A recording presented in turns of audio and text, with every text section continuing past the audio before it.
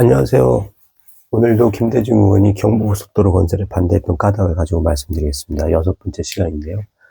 그때 당시 야당은 중화공업 반대했죠. 돈도 많이 든다. 성공할 수가 우리가 있겠냐. 뭐, 야당만 반대한 건 아니죠. 미국이나 일본 쪽에서도, 그건 회의적으로 본 거죠. 안 된다. 무슨 한국이 중화공업을 하느냐. 그래서 어떻게 돼요? 중소기업 중심으로 부품이나 만들면서 이렇게 가야 된다라고 하는 거죠. 근데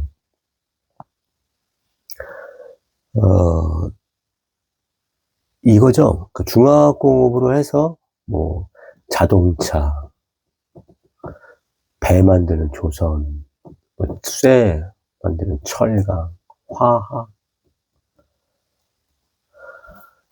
이런 전자, 반도체 이런 것들. 자, 이런 굵직굵직한 회사들이 있으니까 어떻게 돼요? 수많은 협력업체들이 생기고 그들이 먹고 사는 거잖아요. 만약에 중소기업 중심으로 이게 했었다고 한다면 이게 큰 산업이 이루어져요?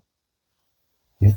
큰 나무가 있어줘야 그 밑에 자잘한 나무, 그 밑에 이제 들어가서 여러 그 짐승들이 쉴 수가 있는 거잖아요. 그러니까 우리가 참 이 누구 말이 옳은지는 그때 당시에 판가름하기가 쉽진 않았죠. 하지만 시간이 지나 보니까 어때요? 알게 되는 거죠. 시간이 지나 보니까 알게 되는 거예요. 정말로.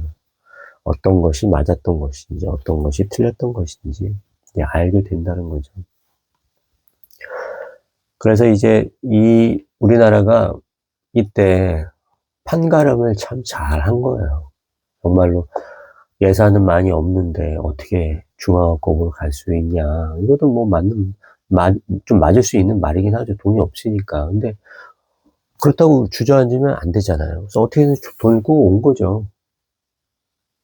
그래서 어떻게 포항제철 같은 것도, 제철 산업도 돈이 없다 보니까 어떻게 돼요. 일본한테 받았던 그 청구권 자금. 그걸 일본에 가서 협상을 또 해서, 원래 이거는 농업적으로만 써야 된다고 했었는데, 공업적으로 설득을 해서 바꾼 거잖아요. 그러한 길을 계속 찾아왔던 겁니다, 우리가. 우리가 그냥 가만히 앉아서 입만 그냥 열고 이래라 저래라 해서 오늘의 대한민국이 만들어진 게 아닌 거죠.